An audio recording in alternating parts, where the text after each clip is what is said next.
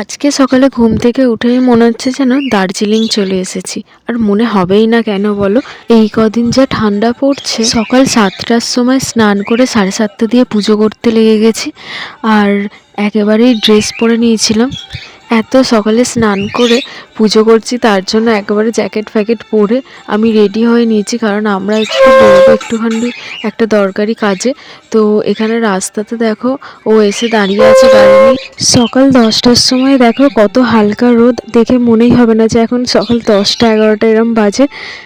আর ঘরে আসার পথে এখানে আমার এই বোন ভাইগুলোর সাথে দেখা হয়ে গেছিলো। ও আমাকে বলছে যে পিয়া দিদি তোমাকে ডাকতে গেলাম, ঘরে দেখতে পেলাম না। আর যে হ্যাঁ রে, আমি একটু বেরিয়েছিলাম। আর এসেই দেখি যে আমাদের পাখিটার, ককটেল পাখিটার এরকম শরীর খারাপ। বাবা বলছে এ মনে হয় আর বেশিক্ষণ বাঁচবে না, একটু ওকে গালে জল দিই, জল খাক দেখি। বলে দেখো জল খাচ্ছিল, আর ওর শরীর প্রচুর অসুস্থ হয়ে গেছিলো, ঘাটটা বেঁকে গেছিলো।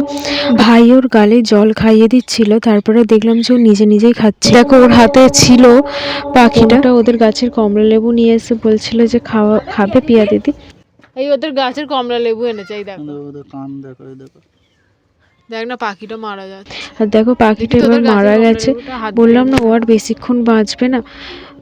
আর যেহেতু পাখিগুলো দেয়, পাখির ব্যবসা আছে আমার দাদুকে দেখালাম যে দেখো দাদু কেমন পাখিটা মারা গেছে। আমার দাদু এখানে থাকে না, আমার দাদু এসেছিল আমাদের বাড়িতে ঘর হচ্ছে বলে। সব এক এক করে আমার বর আর আমার দাদু জিনিসগুলো নিয়ে আসা হচ্ছিলো। অনেক কিছু ঘরের তো লাগবে, তার জন্য জিনিসগুলো নিয়ে আসা হচ্ছিলো এক এক করে, কারণ আমার বাবা তো পারবেই না, জানোই তোমরা।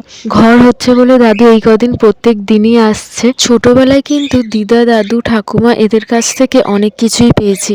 আর এখন তো আমি বড় হয়ে গেছি, আমার বিয়েও হয়ে গেছে, তাও দেখো দাদু এই ভালোবাসার জিনিসটা দিয়ে গেল।